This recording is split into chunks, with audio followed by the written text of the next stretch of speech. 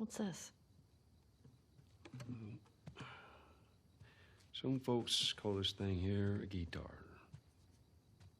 Funny. You want to hear something? Okay. Okay.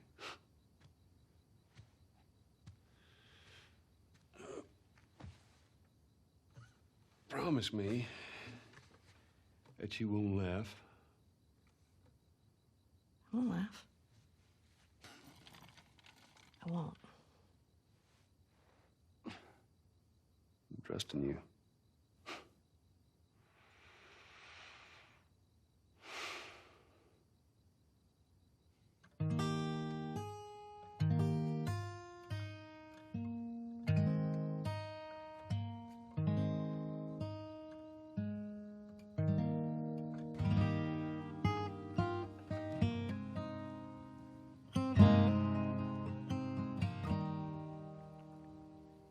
If I ever were to lose you, I'd surely lose myself. Everything I have found here, I'm not found by myself. Try and sometimes you'll succeed to make this man of me. All my stolen missing parts I've no need for any more, 'cause I believe, and I believe 'cause I can see our future days, days of you and me.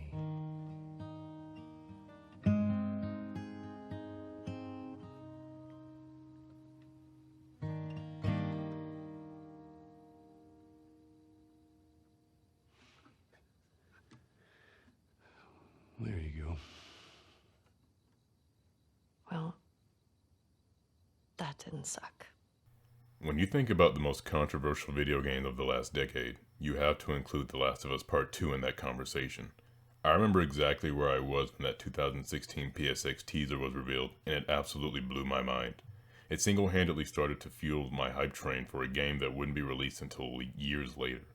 And finally, on that faithful day, June 19th, 2020, in the thick of a deadly pandemic, I had my hands on the game I had so patiently waited for essentially 7 years, and it absolutely blew me away, meeting my expectations and setting new ones, and left me wanting a trilogy of this beautifully tragic story.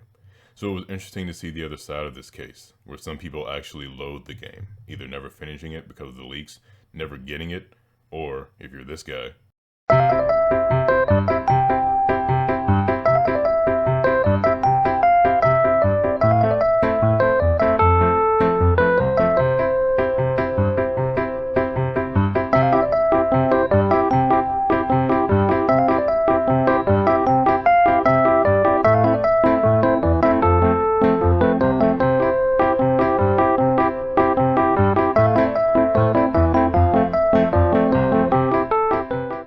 over the past few years, I took the time to watch some of my favorite creators play through the game, seeing their initial reactions to critical story moments, and ultimately how they felt about the game as a whole.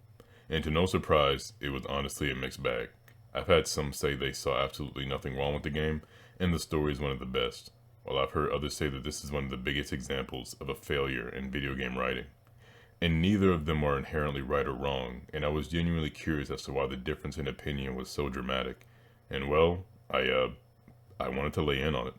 I know it's been years since Part 2, and hundreds of videos have already been made on why it's the greatest game Naughty Dog has ever made, and on the other side of that coin, the worst game Naughty Dog has ever made. Hell, I even made a smaller video a while back expressing my raw thoughts on how I felt about the whole thing. But with time, an upcoming multiplayer expansion for The Last of Us, and a beyond successful TV show, I thought that what better time to make a video about The Last of Us than now. I spent the past couple of weeks replaying Part 1 and Part 2 back to back for the sole purpose of making this video. It's something I plan on doing with games in the near future like God of War, Uncharted, and the upcoming games like Spider-Man and Control. But we'll cross those bridges when we get there. This video isn't to sway your opinion on The Last of Us Part 2, no matter which side of the coin you're on. But hopefully when this video is over, You leave having taken one positive and or constructive thing about understanding. Without further ado, this is Truly Understanding The Last of Us Part 2.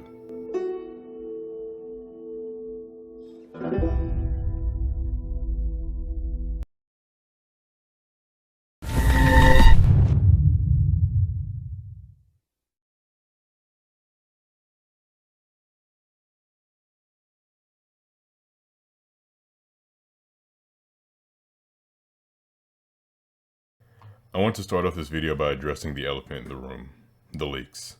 Now, I was fortunate enough to not have anything spoiled for me at all. Once I found out the game had leaks and the devs confirmed it was true, I stayed off Twitter, YouTube, and the internet as a whole for weeks to ensure my experience wasn't tainted at all. Turns out, among all of the leaks, the biggest one was definitely the death of Joel.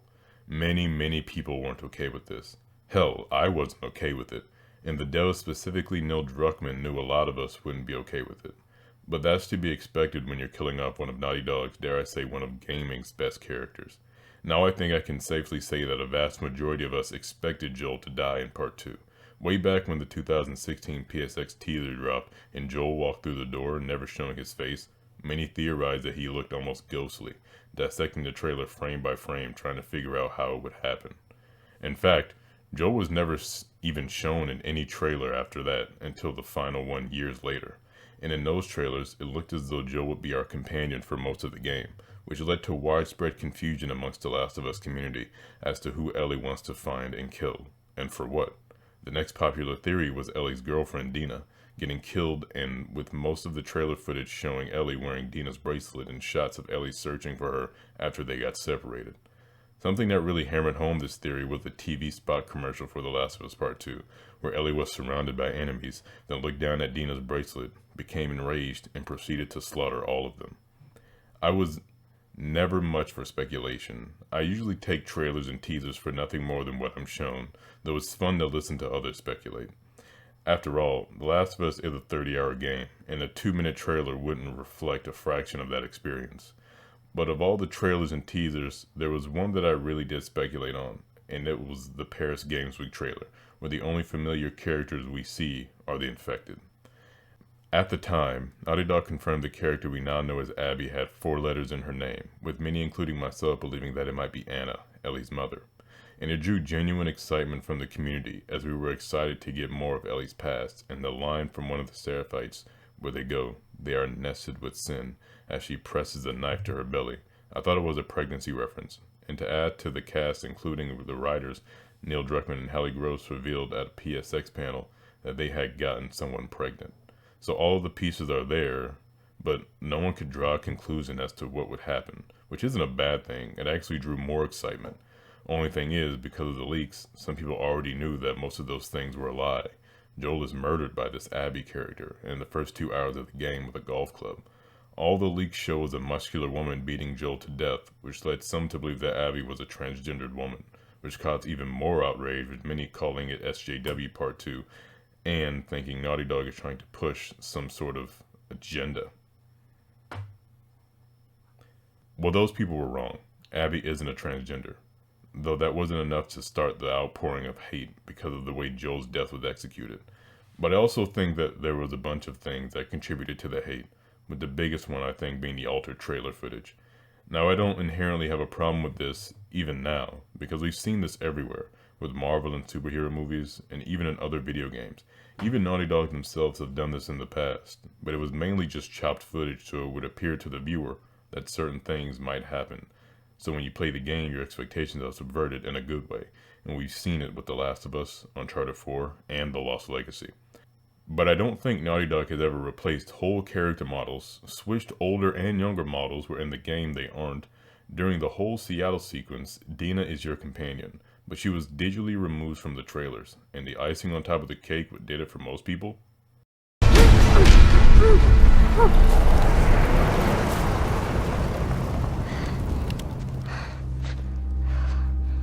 What the hell are you doing here?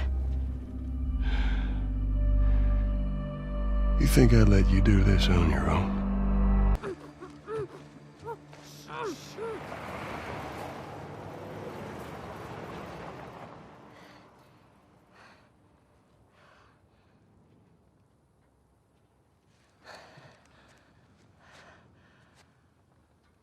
are you doing here? I think I'd let you do this on your own. I want to say that I don't think Naughty Dog was being maliciously deceitful when altering the trailer footage. They've done so in the past, and it's always worked for the better. But with the leaks, that just added more fuel to the fire. Even with all that, I for one was still very excited for the upcoming game, and reserved judgment until I played it myself. And this is what I came up with.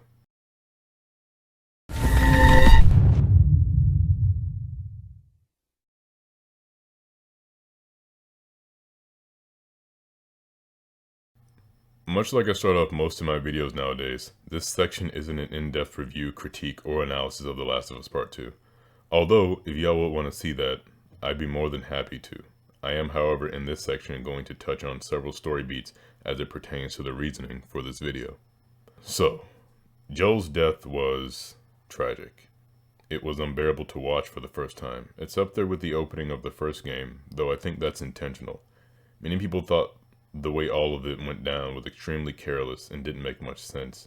Abby sets off to find a lead on Joel on her own before getting ambushed by a horde of infected, until eventually being saved by Joel and Tommy. The horde overruns them, and Abby leads them back to her friend's hideout, where Joel and Tommy reveal who they are and where they live. Tommy is a bit more laid back than Joel, but they both let their guard down. They just save this girl and outrun a pack of infected, and they let their guard down. Abby doesn't care that Joel saved her life. She's here for a reason, and her letting it all go, after all those years of obsessing and obsessive training, will be for nothing. What makes this scene even more heart-wrenching is that Ellie was forced to watch all of this go down. She was held down and defenseless as a group of strangers killed her father figure. Not soon after, a clearly enraged Ellie and Tommy go seek out this group and kill every last one of them. And on this quest for revenge across 3 Seattle days, we kill a ton of WLF, and everyone that Abby took with her on this revenge quest all die. Jordan, Nora, Manny, all of them. After Ellie kills Mel and Owen, the person closest to her, she accidentally leaves a map revealing her location, and Abby tracks her back down, looking to kill her. It's at this point in the game where the game switches to Abby's perspective. And I'll tackle this beast later. But most importantly, what this shows us is that Abby used to be a Firefly. Specifically a Firefly station at the Salt Lake City Hospital where Ellie was going to be killed for a cure. The same hospital where Joel slaughtered dozens of Fireflies to save Ellie, including the doctor that was going to perform the surgery. The doctor that just so happened to be Dr. Jerry Anderson, Abby's father. We get a glimpse of their relationship in the first flashback, and Jerry seems like a nice enough guy. An animal lover, he's a doctor, so he helps people, and we killed him. We see Abby's reaction to him dead on the floor, and we immediately transition to killing Joel. And now we know why she did what she did. Joel killed Abby's dad, so Abby killed Ellie's dad. So now Ellie's coming to kill her. Violence begets violence. And Neil Druckmann confirmed that this game would be about hate. During Abby's 3 days, we also encountered 2 Seraphite children named Yara and Lev, the same 2 from the Paris Games Week trailer I mentioned earlier, and Abby becomes a kind of caretaker to them in an effort to have us empathize with her, more on top of knowing what happened to her dad. Fast forward to when Abby finds out where Ellie is held, Tommy is shot, Jesse's killed, and we continue to play as Abby while we hunt down Ellie. Yeah. I wasn't particularly okay with this part either, especially going in blind and me actually thinking that they were gonna have me kill Ellie, but that doesn't make this section easier. At this point in the game, you should have sympathized with Abby enough that her killing Jesse and seriously wounding Tommy and Dina are the repercussions of Ellie literally killing all of her friends. Only I wasn't particularly fond of Owen or Mel, or even Jordan, but I understood the relationship with Abby, and she was the catalyst for me caring about these people I'm supposed to care about. In the very end of the game, while Abby and Liv are kidnapped by the Rattlers and taken prisoner, Ellie is still unable to let Joel's death go. As we see earlier, she struggles with PTSD, and before our departure, we see the events that were discussed in the beginning of the game, with Ellie lashing out at Joel for trying to help her. Ellie leaves Dina behind and sets out for Abby to try to put an end to it all. Now, this is another part that a lot of people had a problem with. Ellie sets off to kill Abby, but the beautiful irony of this is that if Ellie never came, Abby would have ended up dying anyway. So Ellie essentially saves her, and even after the two fight it out, it is shown that they are beaten and worn down, with Abby even saying beforehand that she's done fighting. It's a tough, long, uncomfortable battle between two women we've spent the last 30 hours playing as, resulting in Abby having multiple knife wounds and Ellie leaving with 2 less fingers. But as Ellie is about to kill Abby, she has another memory of Joel, a good one, and she lets go. She gives in. She essentially breaks the cycle, allowing Abby to leave with Lev. The cycle of violence and endless quest for revenge left these two battered and broken, with only physical wounds to show for it. Abby no longer has any of the friends she took with her to kill Joel. They all died horrible deaths. She no longer has a place in the WLF for taking in 2 Seraphite children. She loses her physique, and even after killing Joel, her nightmares don't end. Ellie lost Joel. She lost Dina. She lost Tommy, Jesse, JJ, her farmhouse, her fingers, which means she can no longer perform the one thing that symbolically kept her connected to Joel, playing the guitar. And that's probably the saddest thing for me personally. She tries though, making her way back to an empty farmhouse and playing it, albeit not so well, and we see her final interaction with Joel, which I'll just let play out because it's such a beautiful scene. So I'll let it play out and then we'll talk about it when it's over.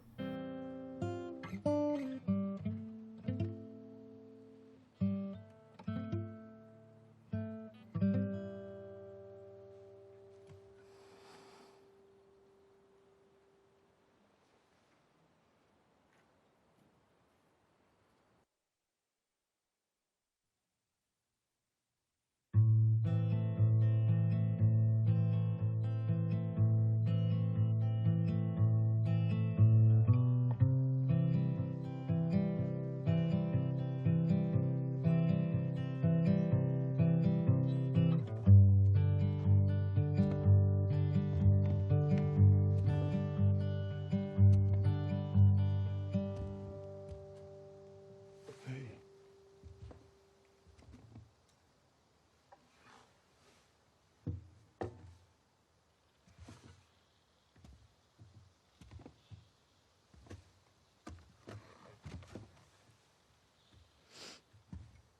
What are you drinking? Coffee. Where'd you get that? Those people that came through last week. Oh. A little embarrassed as to what I had to trade to get it, but it's not bad.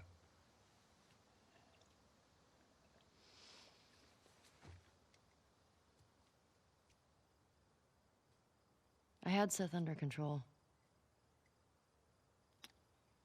Yeah, I know. And you need to stop harassing Jesse about my patrols. Okay.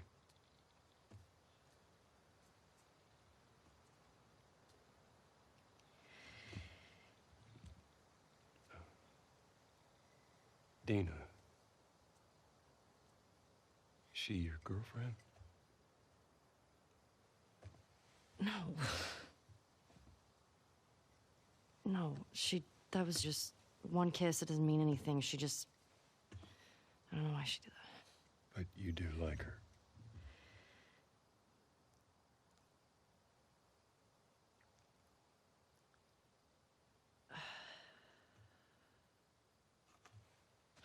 So stupid.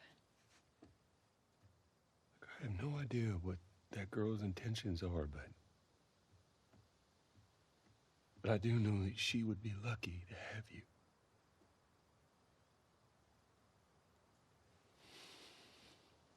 You're such an asshole.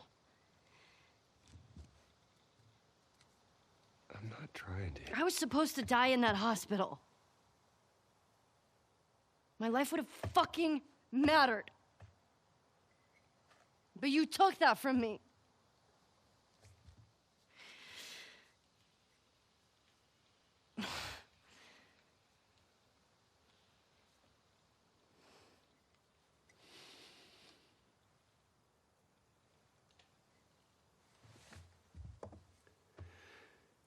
If somehow the Lord gave me a second chance at that moment, I would do it all over again.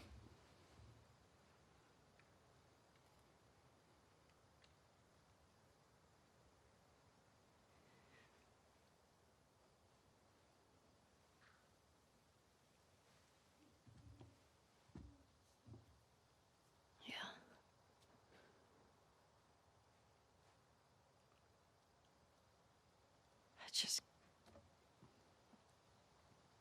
I don't think I can ever forgive you for that.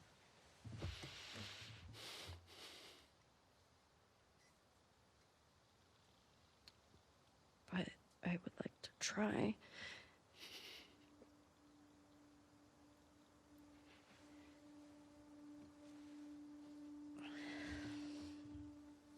I like that.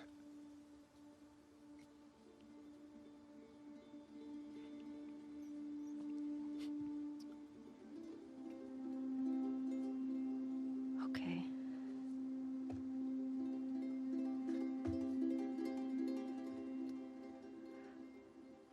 I'll see you around. Yep.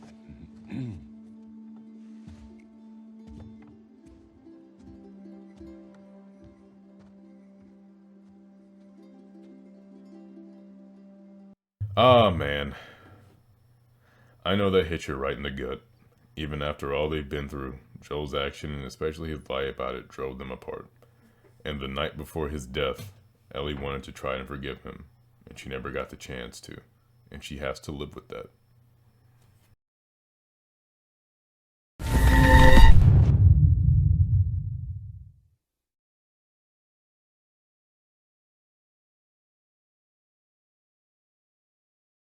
I'm not saying I'm particularly happy with the way Joel's death was executed, and I'm not saying he deserved it, but he definitely isn't a good person. No one is a hero in the world of The Last of Us. I think this story is a perfect example of how even time can't heal all wounds, and how violence only begets more violence, and the cycle of revenge only leads down a road worse than the one you were traveling. I mentioned earlier how Neil Druckmann stated that unlike the first game, which was about love, this game will be about hate. Well, after the game was released, he said that this game is also about love. And that got me thinking. Behind each of these characters' motivations is love. The love of a parent, the love of a child, the love of a friend. Love has a tendency to do that to you. It drives you to do crazy things. Ellie, for better or for worse, will always be my girl. I have the same paternal feeling over her as I did for Clementine in The Walking Dead Season 1. She's completely justified in how she feels, and she's blinded by it. She's angry, resentful, and maybe even feels abandoned, and that causes her to ignore all reason and lose even more. And the whole time we're rooting for her, but maybe not agreeing with how she's approaching some of these situations. Abby, for better or for worse, became a character I let myself resonate with. I admit it was a bold move by Naughty Dog putting us in control of the woman who just killed Joel. But the longer I played with her, the more I started to empathize, and it almost felt wrong to do so because of what she did. She's called out for not being a good person, and I think she takes that to heart as she tries to redeem herself by distancing herself from the WLF and helping Lev and Yara. And in the end, both of them lost. Or you can make the argument that maybe they didn't lose everything, as the completed title screen implies that Abby and Lev made it to Catalina Island, and Ellie, with her last memory of Joel, finds peace in it and sets off to hopefully build a better life, not shrouded in violence. Fingers crossed, at least.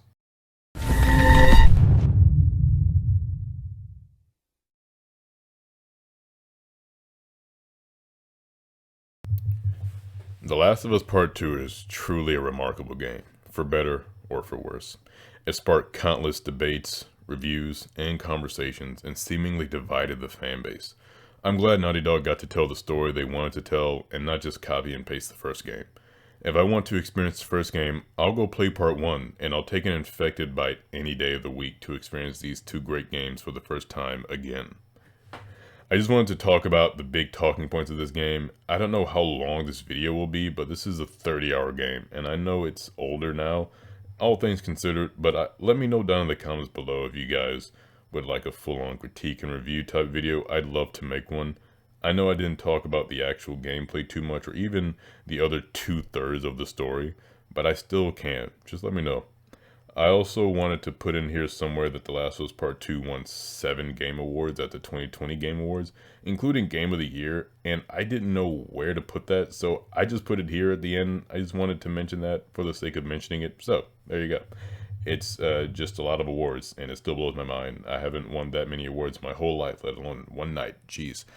Anyway, this video was a lot of fun to make. It was a roller coaster. It's one of my bigger videos. It's right up there with my God of War Ragnarok video, but I definitely enjoyed making it. Anytime I get to talk about some of my favorite video game franchises like Uncharted, like The Last of Us, like God of War, it really is great. So I appreciate you guys for sticking with me this long, and I support any and all comments and debates down in the comments below on how you guys feel about it. I honestly want to know. Like I said, this video isn't to sway you or convince you, but it's interesting. You know, we've all had very passionate, feelings for this game, which I think is a testament to the game, because we're so invested in the story and we love this world and these characters so much that we can't help but feel strongly about it. So I want to know what you guys have to say down in the comments below. And by the way, for those of you who decided to send hate to actors who portrayed fictional characters, yeah, let's try to be better than that, guys. Come on. Like, I get it. We're all very passionate, but come on. That's just ridiculous. But anyway, all that stuff aside, thank you guys so much for watching, and I will talk to you guys in the next one. I've been Spunk to the Plug.